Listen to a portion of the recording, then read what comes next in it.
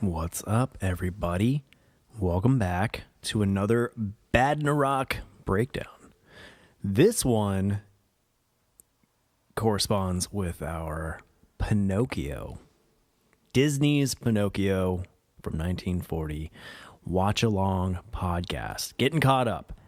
I want to get these Radnarok breakdowns for the watch-alongs I've already done, so I can do the ones, you know what I mean? I can do a watch-along and a Radnarok breakdown kind of simultaneously, release them hand in hand, instead of having to backtrack and get caught up and stuff like I'm doing now. So, for those of you who don't know, on the standard, well, I guess that's all on one feed.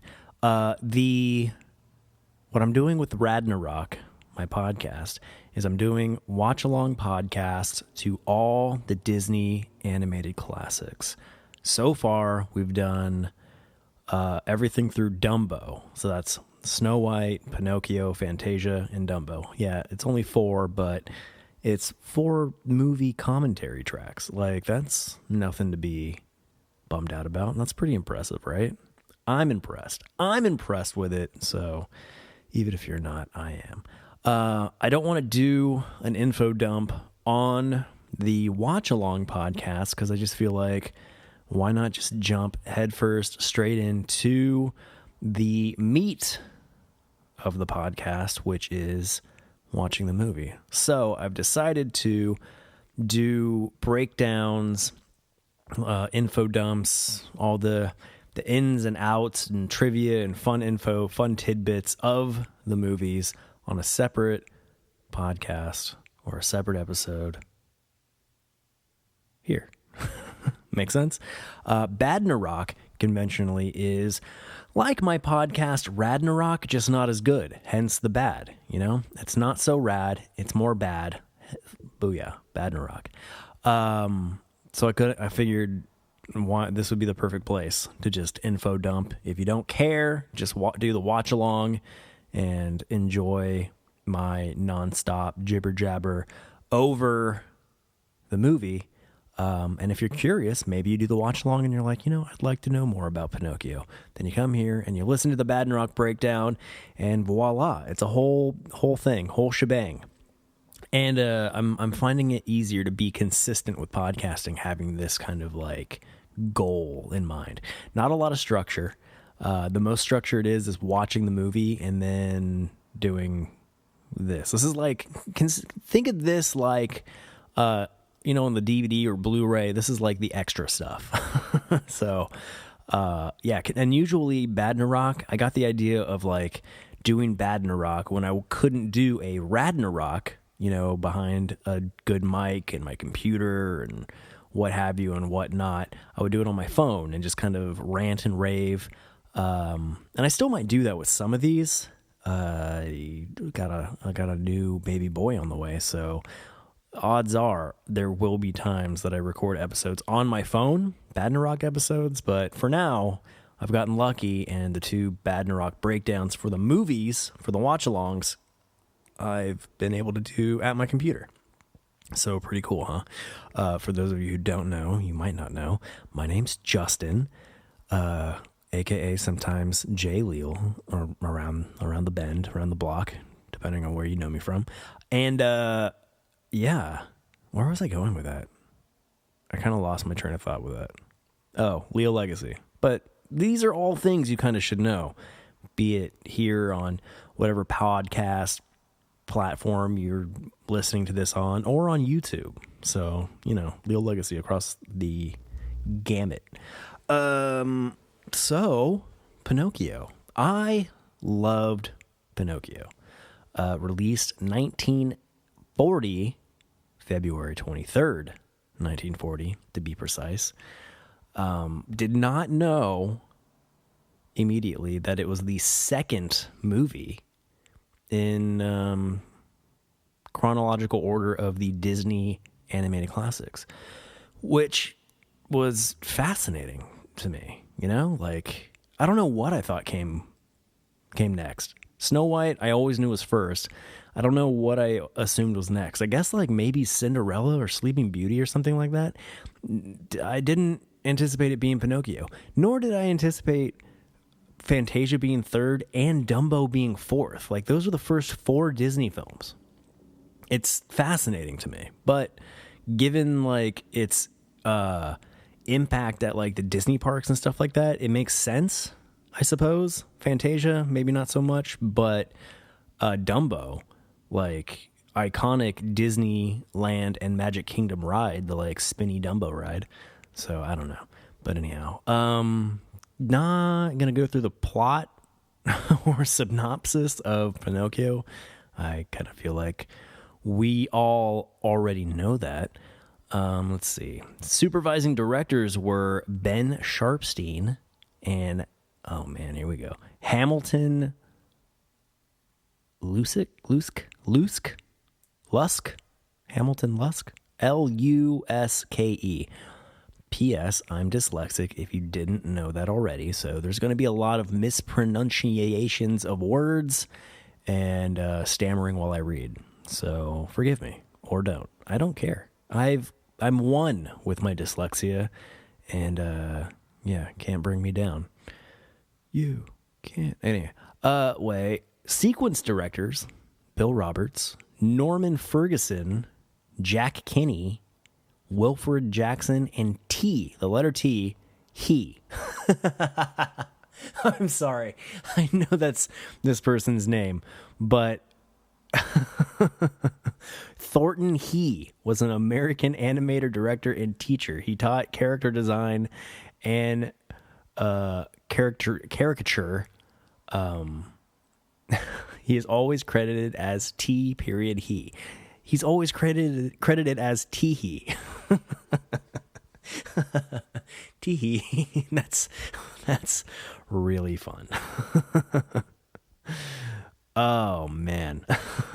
That shouldn't make me laugh as much as it is Teehee. Okay. Cast. We got Mel Blanc as Gideon. His hiccups, because Gideon doesn't really speak ever. So top of the casting on IMDb, Mel Blanc is Gideon's hiccups. Billy Bletcher as the donkeys, so I guess the donkey noise. Don Brody is the carnival barker. Stuart Buchanan was another carnival barker. Oh, let's see. Walter Catlett, Catlett, right? Catlett. Walter Catlett was J. Worthington Foulfellow, so our Foxy friend. Marion Darlington was voiced of the birds. That's so interesting, the order of this. I guess it's in alphabetical order, but still. Let's see. Frankie Darrow, or Darrow, was Lampwick.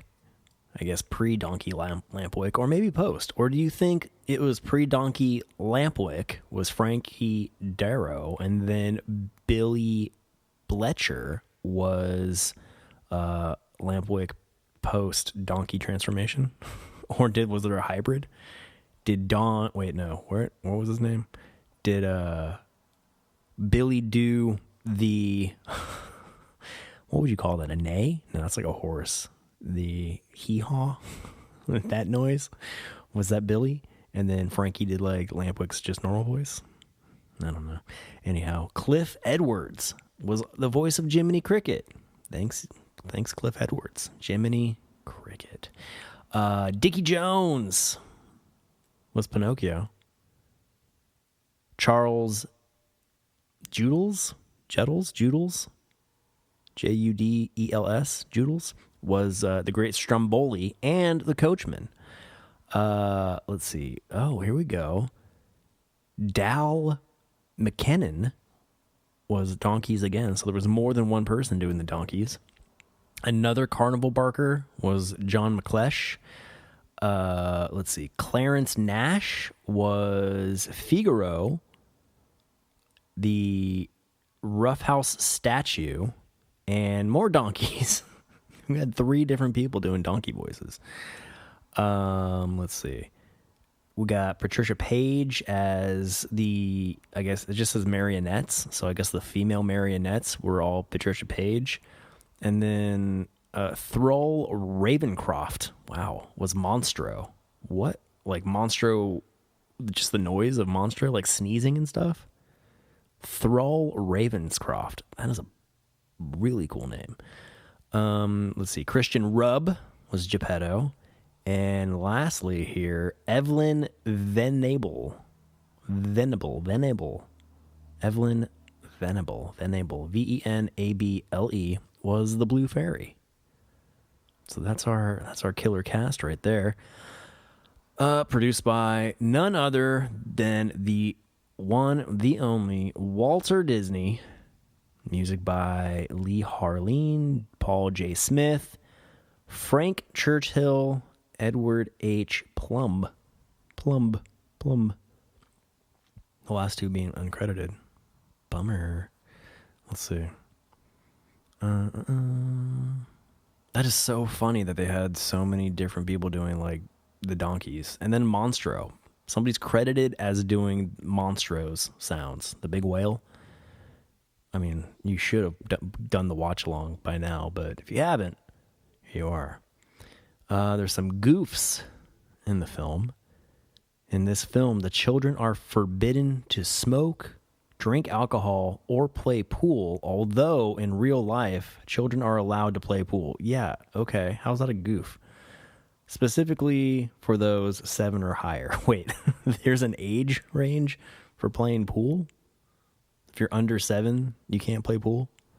So in this point in time, Bane couldn't play pool? Let's see. Some trivia. Figaro was Walt Disney's favorite character. Interesting. Disney pushed for the kitten to appear in the film as much as possible. After the film, Disney swapped Minnie Mouse's little cocker spaniel. Okay, that was just a weird break in the text. Sorry, I should have kept going.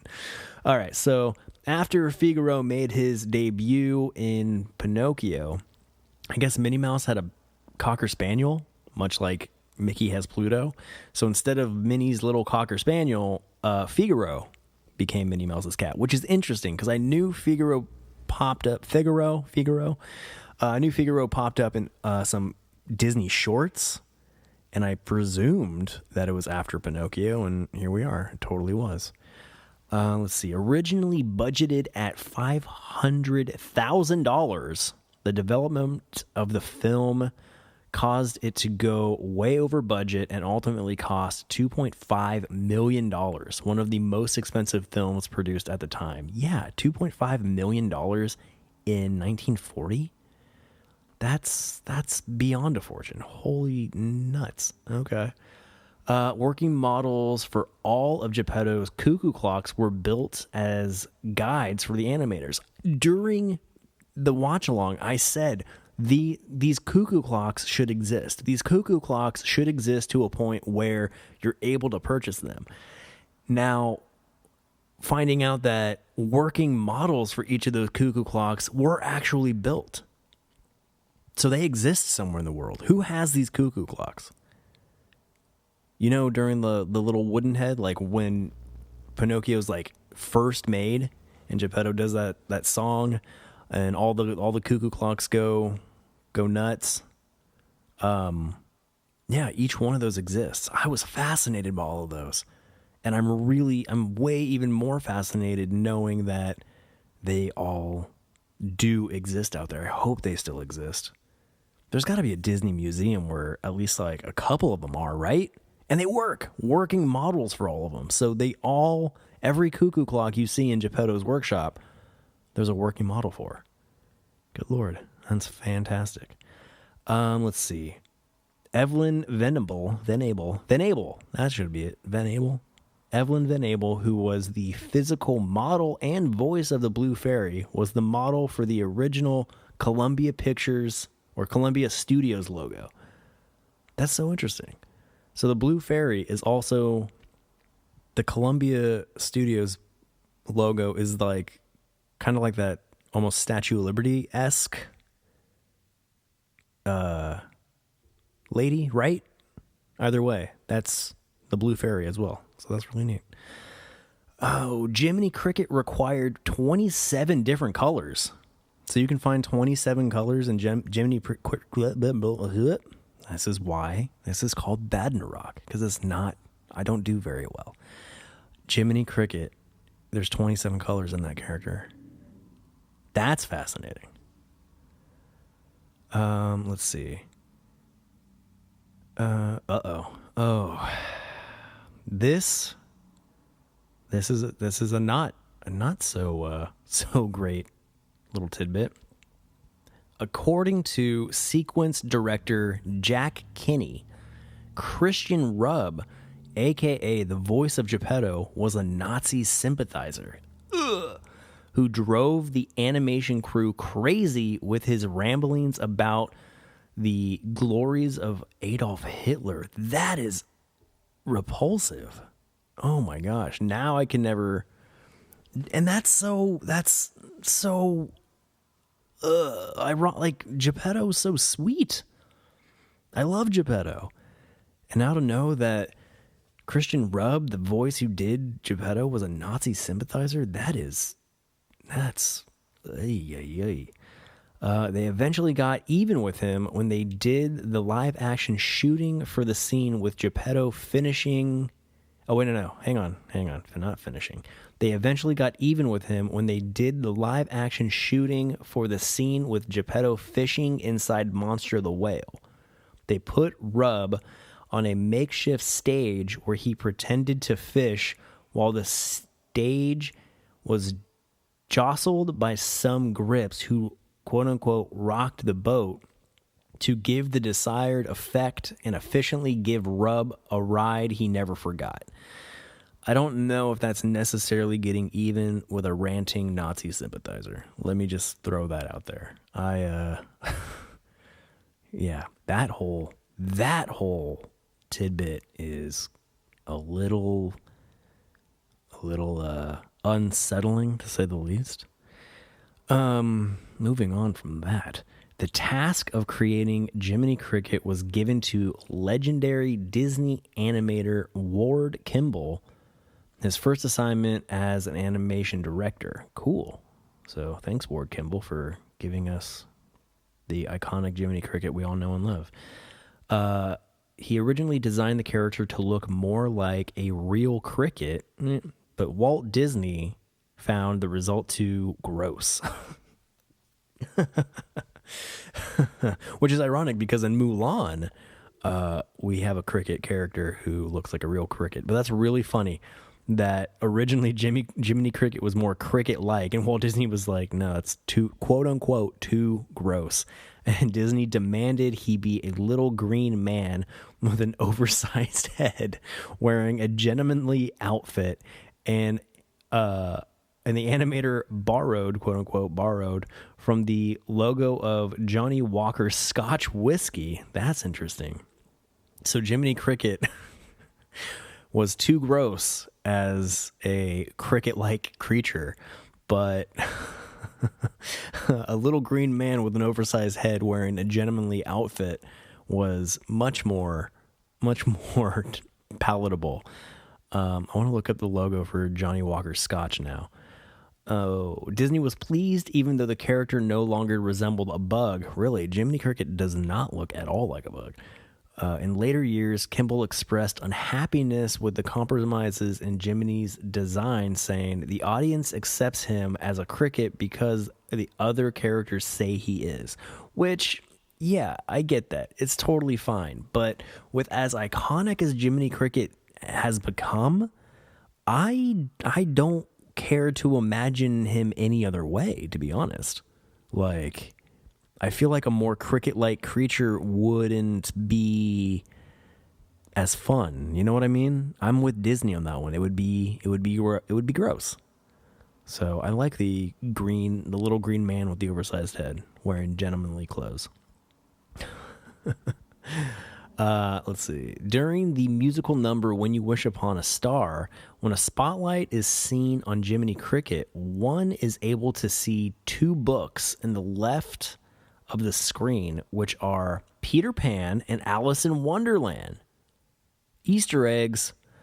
Walt Disney started developing these two stories for the big screen at the time of this film's release, and they would be released respectively in 1951 for, I guess, Alice in Wonderland, and then 1953 for Peter Pan, or vice versa. I think that's right. It reads so it reads that Peter Pan and Alice in Wonderland, and then it reads they would be released respectively in 53 and 51. So I'm led to believe that Peter Pan was 53 and Alice in Wonderland was 51. But I guess, hey, you know what? We'll know for sure when we get there with those watch-along podcasts. When You Wish Upon a Star went on to become the official Disney song, which, yeah, I mean, come on. That is the most iconic Disney song, I would argue. The first time famous voices were used to provide voices of cartoon characters, Cliff Edwards, who voiced Jiminy Cricket, was a popular personality at the time. That's cool. So not only are you an iconic character, Cliff Edwards, but I imagine that's your voice singing When You Wish Upon a Star too. So voila. The first animated film to win an Academy Award in a competitive category was Snow White and the Seven Dwarfs. Okay, so why is this Snow White trivia and Pinocchio stuff? I don't know. Let's see. The theme song from Pinocchio, When You Wish Upon a Star, was ranked number 7 in 2004's American Film Institute's list of the top movie songs of all time, the highest ranking song on the list among Disney animated films. Number 7 of all time. Man, there's a lot of trivia here. This is nutty. Okay, let's see. Oh, I just lost my place trying to scroll. Okay, there it is. Let's look at some other stuff real quick before we keep going. All right, we're not going to look at the plot. We already did the voice. Development. Okay. In September 1937, during the production of Snow White and the Seven Dwarfs, animator Norman Ferguson brought a translated version of Carlo Caldi's 1883 Italian children's novel, The Adventures of Pinocchio, to the attention of Walt Disney. So thanks, Norman.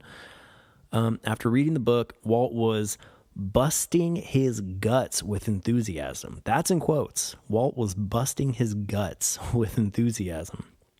As Ferguson later recalled, Disney then commissioned storyboard artist Bianca Majoli, Majolie, to write a new story outline for the book, but after reading it, he felt the outline was too faithful. Pinocchio was intended to be the studio's third feature after Bambi. However, due to difficulties with Bambi, so Bambi was supposed to be number 2. Interesting.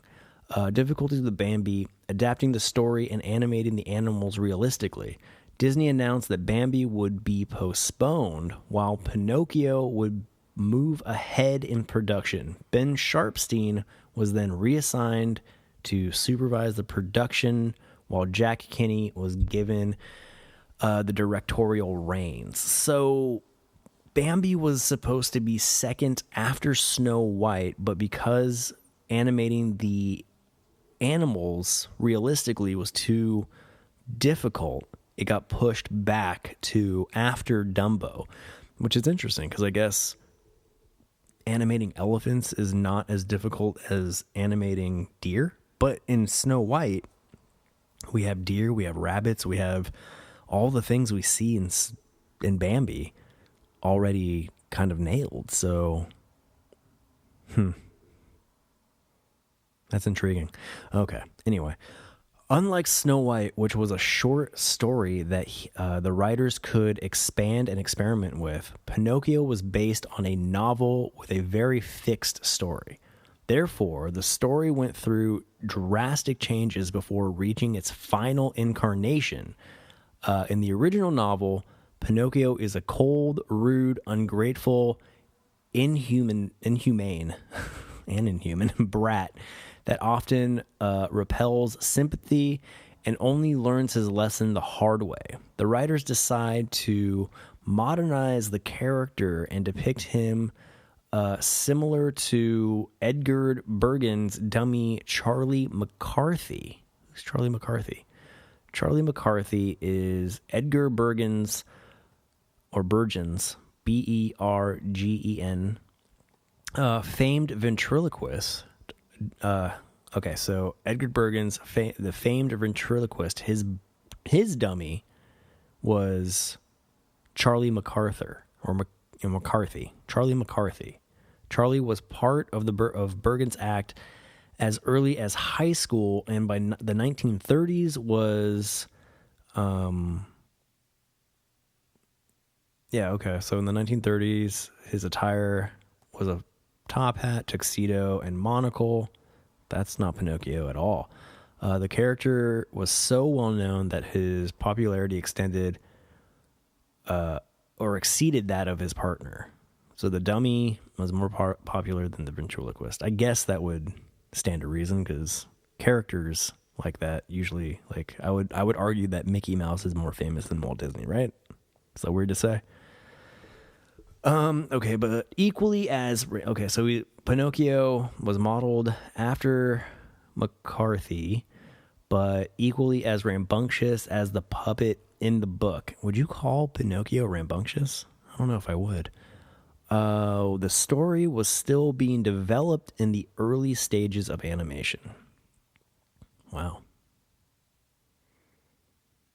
Interesting. Early scenes animated by Frank Thomas and Ollie Johnston show that Pinocchio's design was exactly like that of a real wooden puppet. Oh, sirens.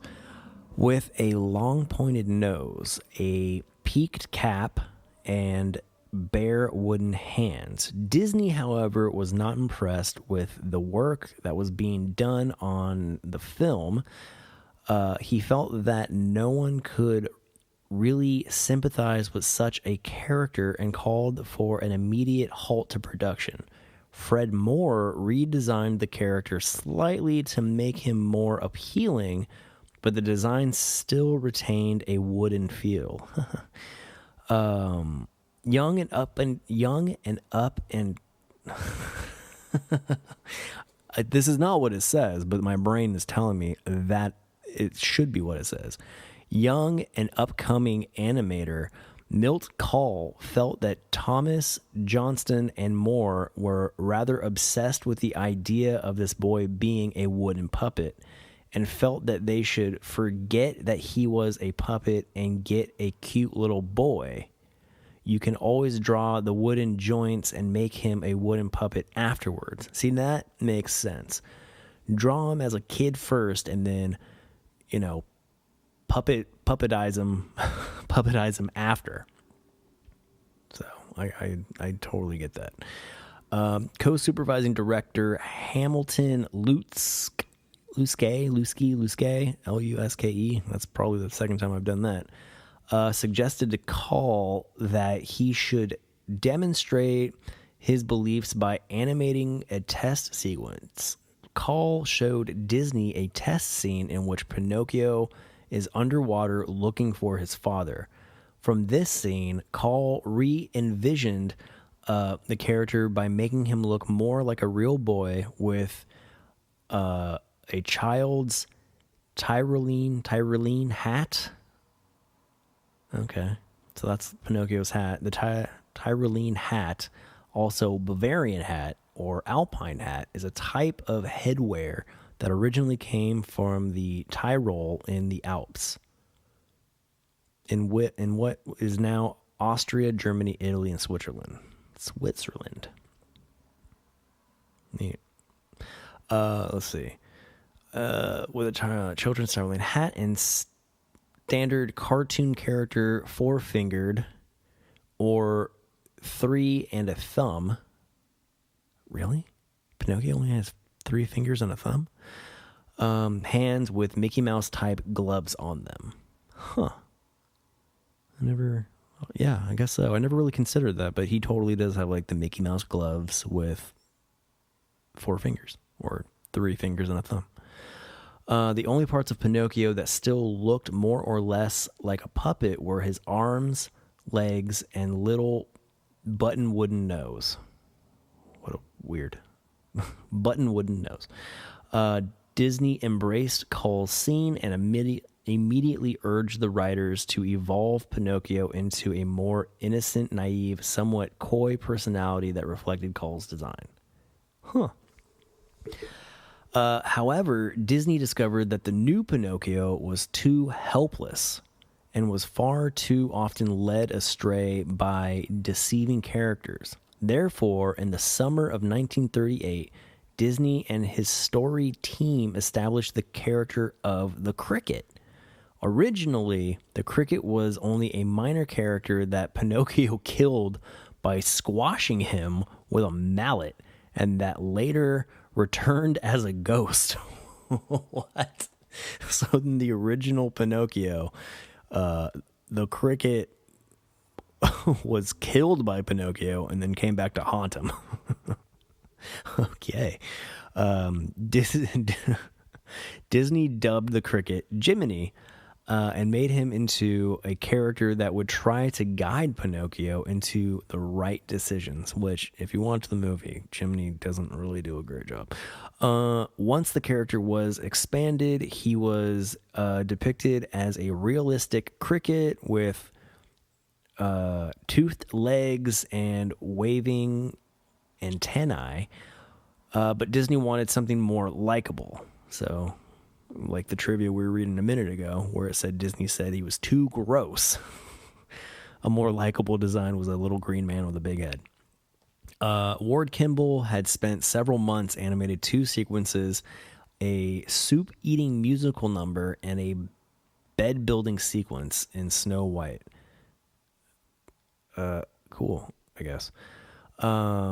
Which was cut from the film. Okay, that's what I was trying to think back. Like, I don't remember that at all. Okay, so which was cut from the film due to pacing reasons.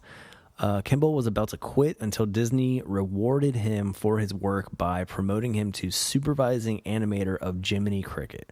Kimball then conjured up the design for Jiminy Cricket, who he described as a little man with an egg head and no ears. Jiminy, in quotes, was a cricket because we called him a cricket. Kimball later joked. All right, we've gotten that twice. That is so funny. Let's see. Casting. Due to the huge success of Snow White, Walt Disney wanted more famous voices for Pinocchio, which marked the first time an animated film had used celebrity voice actors. He cast popular singer Cliff Edwards, also known as Ukulele Ike, as Jiminy Cricket. Did not know he was Ukulele Ike. Let's see more about Clifton Avon.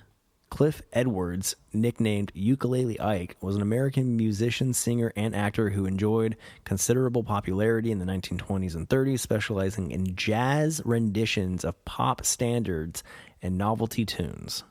Cool. That's awesome.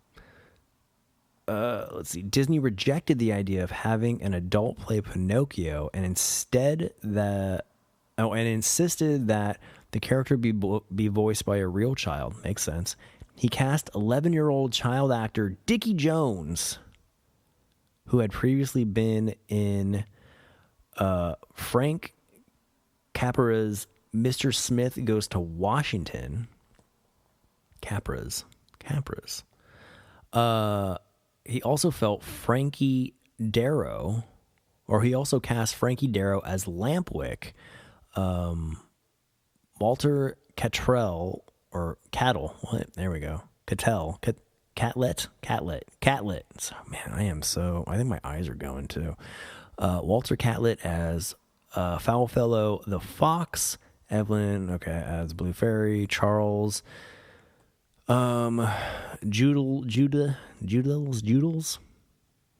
couldn't say his name earlier, can't say his name now, as both the villainous Stromboli and the coachman, and Christian Rubb as Geppetto, whose design was even a caricature of Rubb, aka, and unfortunately, the Nazi sympathizer. Ugh.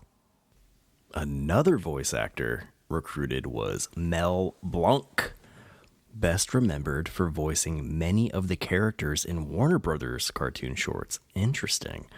Blanc was hired to perform the voice of Gideon the cat. However, it was eventually decided that Gideon would be mute. So all of Blanc's recorded dialogue was subsequently deleted except for a solitary hiccup, which was heard 3 times in the finished film. That is bonkers. Like, why delete it? Man, how great would it be if that was still kept on file somewhere, right? I wonder if it is, but it says deleted, so I suppose. And how mad would you be if you were Mel? Like, I recorded all this dialogue for this character, and you used one hiccup I did 3 times. Didn't even get to do 3 different hiccups. You used the same one hiccup 3 separate times. That's oh boy. Anyway, let's see. Animation on the film began in January 1938, but work on Pinocchio's animation was discontinued as writers sought to rework his characterization and the film's narrative structure. However, animation on the film's supporting characters started in April 1938. Animation would not resume again with the revised story until September, I suppose, of that year, 1938, huh? During the production of the film, story artist Joe Grant formed a character model department which would be responsible for building 3-dimensional clay models of the characters in the film, known as maquettes. Maquettes. Those have to still exist somewhere, right? The clay maquettes of all the characters in here. That's is there a Disney museum anywhere that I'm just not aware of? I mean, I've been to the parks. I've been to the Disney staples, but I don't think I've ever seen anywhere advertising that these places are. That's probably like in a vault or like at the studios or something, but it'd be really cool to see all those on display somewhere. These models were given to the staff to observe how the character should be drawn from any given angle desired by the artist.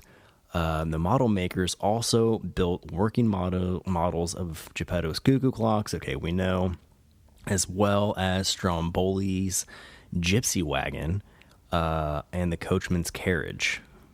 Okay. I mean, that's cool.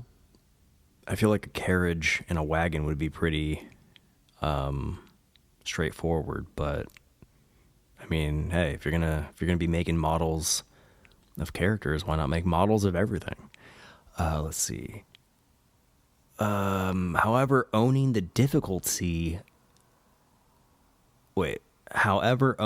difficulty animating a realistic moving vehicle. Oh, here's me putting my foot in my mouth. The artist filmed the carriage maquettes on a miniature set using stop motion animation. Wait, what? So it was difficult animating a realistic moving vehicle. So the artist filmed the carriage maquettes on a miniature set using stop motion animation. Now, was it stop motion in the actual film itself? I don't recall. I don't think it seemed like it was stop motion in the actual film, but maybe I'll have to go back and watch Pinocchio again to see. And if you haven't done the watch along podcast yet, here's a perfect opportunity to go check that out and see if the wagon scenes look stop motion instead of drawn. Then each frame of the animation was transferred onto animation cells. Man, I just got to keep reading. I got to stopping and just kind of just vomiting my thoughts and just keep going, because twice now my internal questions have been answered. I don't know, man. I don't know. So the transfer to the animation cells was done by using an early version of a Xerox. Neato.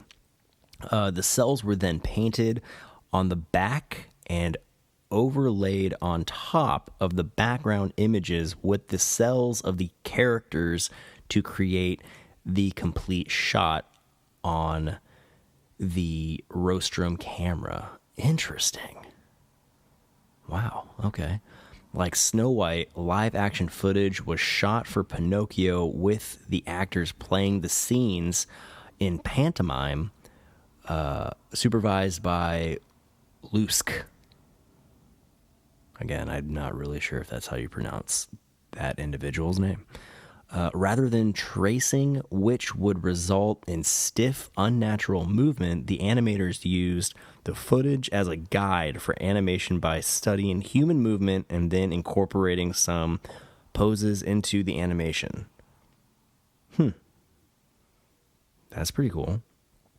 Like, this is... all this kind of seems like standard now, but then this was the development of all these animation methods.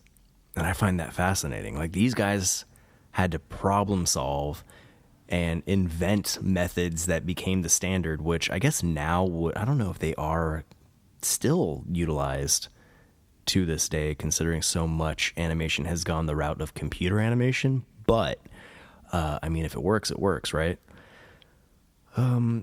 Pinocchio was a groundbreaking achievement in the area of effects animation.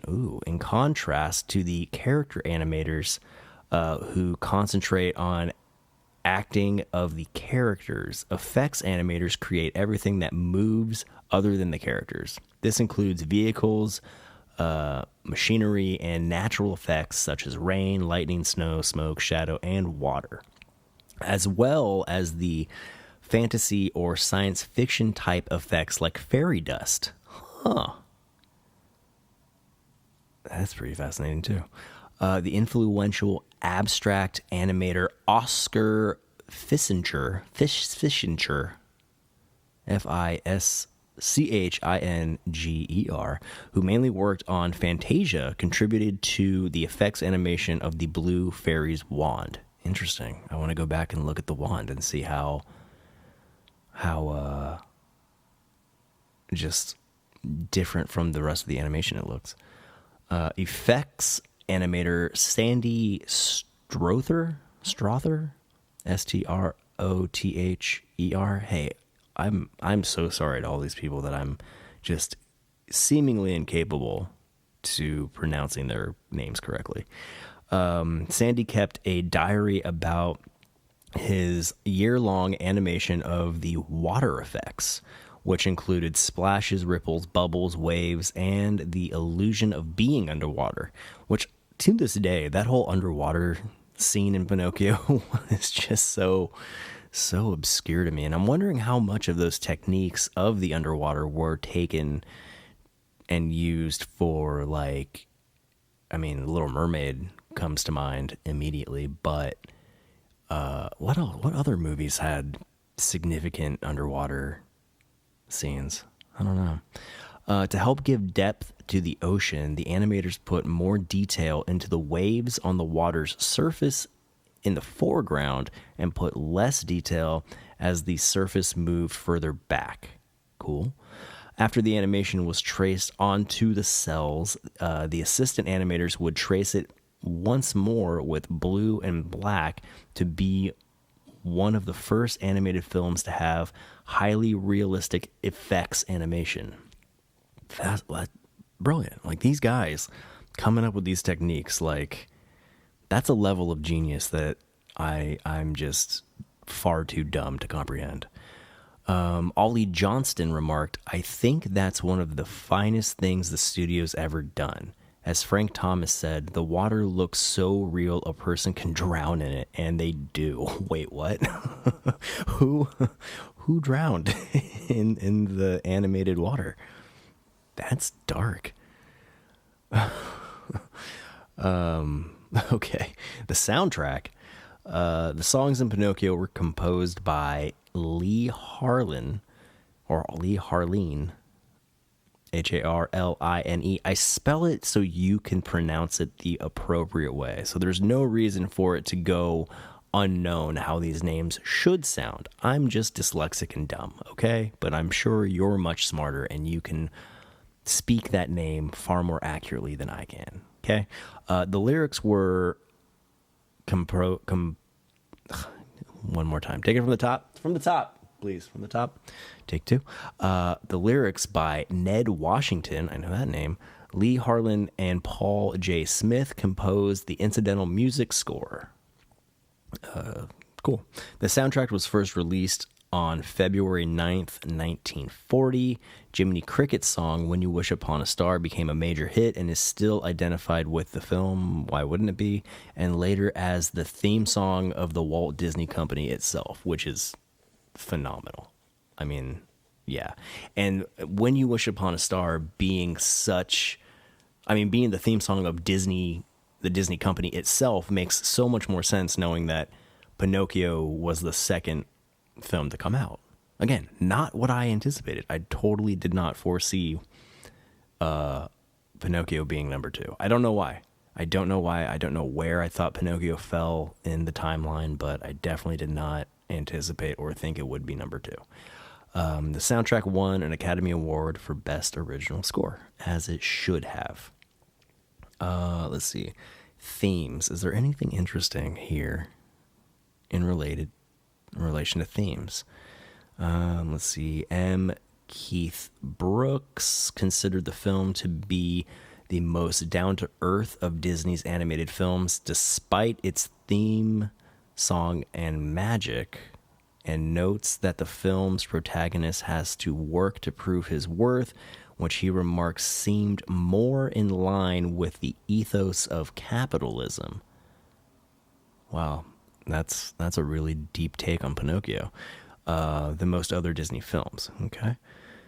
Claudia Mitchell and Jacqueline Reed Walsh believe that the male protagonist of the films like Pinocchio and Bambi were purposefully constructed by Disney to appeal to both boys and girls. Yeah, I mean, why wouldn't they be? Mark I. Pinsky said that it's a simple morality tale, cautionary and schematic, ideal for moral instruction, save for some of its darker moments, and noted that the film is a favorite of parents and young children. Yeah, okay, no, none of this is news. Yeah, I don't think we need to dive too deep in the theme. Like, we get the themes of Pinocchio, and I'm pretty sure like Pinocchio can mean whatever it means to you as an individual as well. You know what I mean? Like, pull what you want from it. Initial release. Let's see. 5 out of 5 stars. Great. Cool. Yeah, it's a smash hit.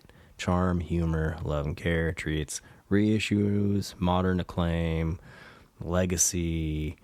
Let's see. Yeah, let's see. In the mid-2000s, Disney Toon Studios began development on a sequel to Pinocchio. We're really glad that did not pan out. Robert Reese co-wrote the film's screenplay, which saw Pinocchio on a strange journey for the sake of something dear to him. Okay. It's a story that leads Pinocchio to question why life appears unfair sometimes. Okay. John Lasser canceled Pinocchio 2 soon after being named chief creative officer of Walt Disney Animation Studios in 2006. Yeah. And when would that have taken place? Is Pinocchio a real boy at this time, or is this some sort of like side mission that happened during the main story? Which I don't like when they do that.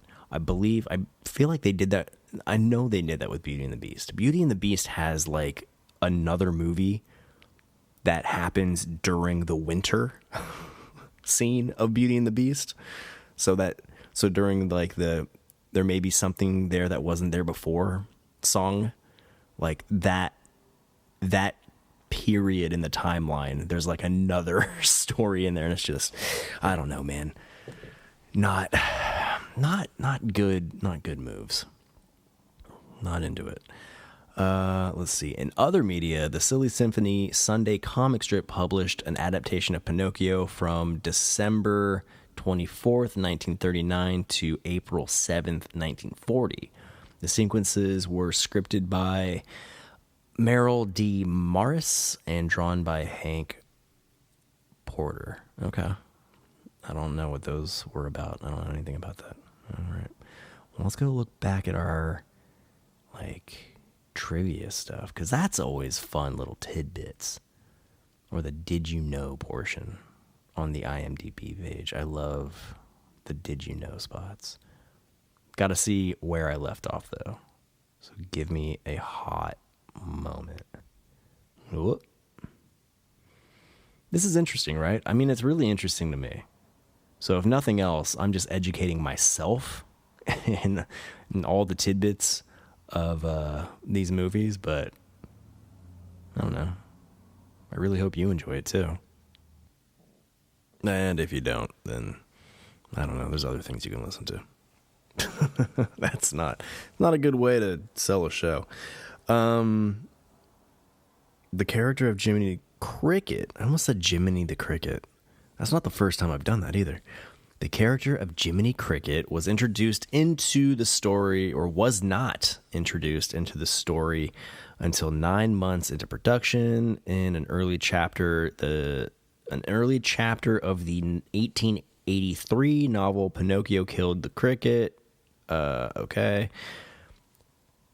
By throwing a mallet at him. However, the cricket shows up alive in a later chapter with little explanation given. That is similar to something we uncovered earlier, but less fun.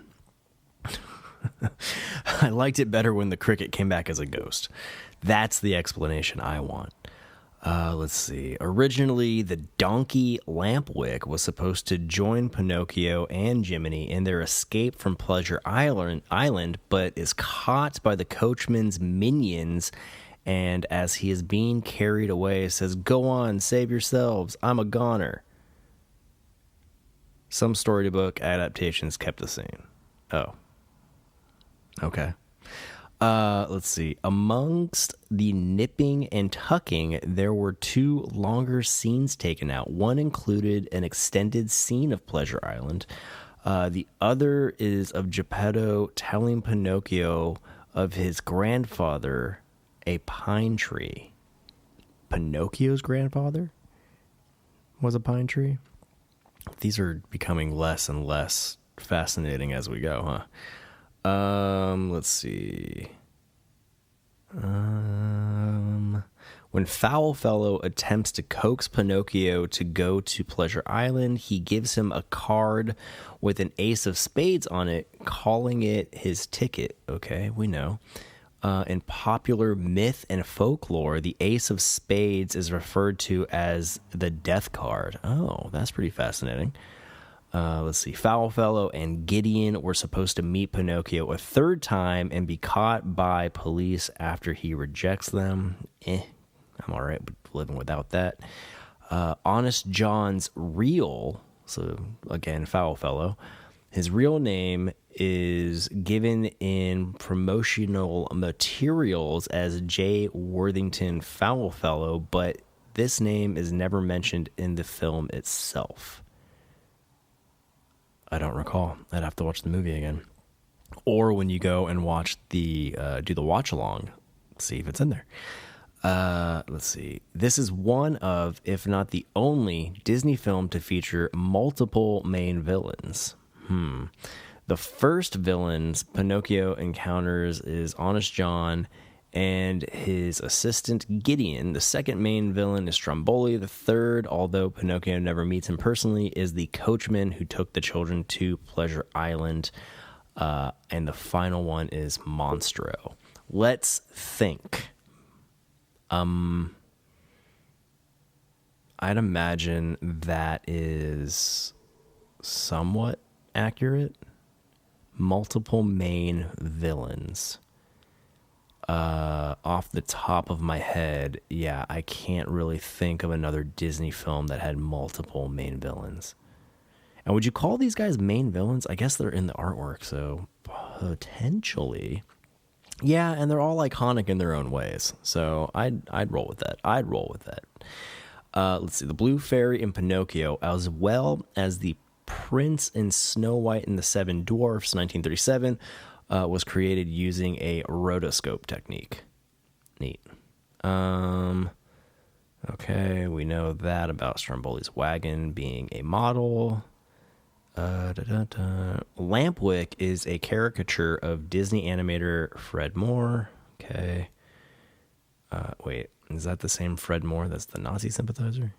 Or is that somebody else? No, that's not the animator. No, take that back. Fred Moore, not a Nazi sympathizer. Okay? I believe that was the voice actor, right? Yeah, Geppetto's voice. The voice of Geppetto was the Nazi sympathizer, not Fred Moore, the caricature of Lampwick. Rabble rouser, that's a fun term. Okay, yeah, these are not as... I mean, these just keep going and going and going, and I think we have nailed the most important ones. So neato. Cool. Well, hey guys, that concludes another episode of Leal Legacy's Radnarok breakdown for Pinocchio 1940. Disney's Pinocchio 1940. I hope you dug it. I'm gonna do this for all of them. So as we go down the line, I gotta do these up through Dumbo, and then I'm gonna do them side by side with the remaining films. So I'll keep all the tidbit info out of the watch along podcasts, and if you want the dirt, no, that's not right. If you want, I don't know, the scuttlebutt of the ins and outs of each movie, come check out the Radnarok breakdowns. And yeah, stoked. I think this is cool. I think this is very cool. I'm patting myself on the back for thinking of this. You know what else I'm patting myself on the back for? LealLegacy.com in general. So come on over to our website, LealLegacy.com, and scope out all the other killer content we have available for you, including our Skeleton Crew store. Skeleton Crew is the Leal Legacy lifestyle brand, featuring, your iconic SoCal-inspired streetwear apparel with designs digitally crafted by me, yours truly. Yeah, lots of Disney-esque inspired designs, some horror movie inspired designs, and really it just, whatever strikes me as cool in the moment, I just kind of dabble around in Photoshop, and whatever comes out. But there are quite a bit of cool Disney designs or Disney themed designs that I'm proud of. I don't have one for Pinocchio, but there is one for Snow White. I got one for Sleeping Beauty already, preemptively. And I don't know, there's a Mickey ice cream bar, Madame Leota from Haunted Mansion. I got my own version of her. And what else is out there? Big Thunder Mountain. I got a Big Thunder Mountain inspired shirt called Miners Guild or Mining Guild. Yeah, man. So I'm a big Disney nerd, so it's bound to happen. There's bound to be some cool inspiration pulled from that in general. You can go to leallegacy.com/shop or just at leallegacy.com and just go click on the multiple Skeleton Crew brand links, or you can go to skeletoncrewbrand.com and it'll take you to the shop as well. And that's CRUE, kind of like Motley Crue, but with skeletons instead. The YouTube channel, if you enjoy my ranting and ramblings and classic cartoons, then check out our classic cartoon commentaries, where I provide commentary tracks directly on top of old Disney, or not old Disney, some Disney, of vintage cartoons from like I think the oldest one I've done is from 1919. It was a Felix the Cat cartoon. So anything I can get my hands on, I do a commentary over, and you can watch the cartoon with me rambling over it. And there's a lot of really cool ones, man. Like those old early animations and like shorts and stuff, like where it all started, are just so much more fun to me than cartoons nowadays. So go check those out. I think I'm nearing 200 of those cartoon commentaries, and there's like seasonal ones and character specific ones. There's some cartoon characters that have like maybe only 7 cartoons of theirs still remain in existence. So there's a lot of stuff out there. You can also scope out our vlogentaries. I wanted to do vlogs. I tried to be a vlogger. I'm not good at being a vlogger. Real good vloggers like to be in front of the camera and talk to the camera and all that kind of stuff. Me, I just like doing things and collecting footage, then piecing it together after the fact and talking over it, sharing my memories of said experience. So yeah, go check out our vlogentaries. There's 2 of them up now. One is a dining experience with Snow White at Fort Wilderness at Disney World, and then the second one is a family trip we took to the Magic Kingdom. So go scope those out. I do a lot of talking. I'm not good at much in life but running my mouth, so I'm trying to cash in on that. So we got cartoon commentaries, vlogentaries. Bane and I do time-lapse Lego builds, so you can scope out those videos. I don't know. I think that's about it. All that. Like, subscribe, comment to the YouTube, and is there a like? Subscribe and leave us a rating on your favorite podcast platform of choice, because that really does help the exposure we get for the podcast, and it helps other people discover the podcast. So if you really could do me the solid in leaving hopefully a nice review and a nice rating, I'd appreciate it. And as always, our little slogan is be a friend and tell a friend, because word of mouth, what better way to bring attention to what's going on here than just directly telling people? You know what I mean? Send them video, send them the podcast, just watch with your family. I've really stopped my potty mouth, so we can appeal to people of all ages and families in general and such. So anyhow, I'm gonna stop rambling here. Just know I appreciate you and all you do, and thanks for everything. See ya on either the next watch along or breakdown. And, I guess the next breakdown will be for Fantasia, which I'm having a feeling there's going to be a lot. Fantasia was a long movie, so I'm pretty sure there's going to be a lot of information to cram into a breakdown. So see ya there. Take care. Love you all. Later. Almost forgot. Social media. Leal Legacy across all your favorite social media platforms. There you go. All right. No, for realsies this time, I'm out of here. Thanks. Bye.